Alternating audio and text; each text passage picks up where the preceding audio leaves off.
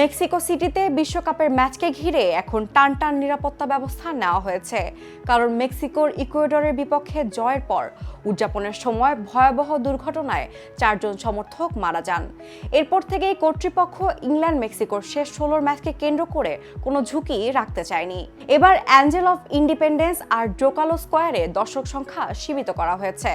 জায়গা পূর্ণ হয়ে গেলে মানুষকে অন্য ফ্যান জোনে পাঠানো হবে, সেখানে বড় স্ক্রিনে খেলা দেখা যাবে।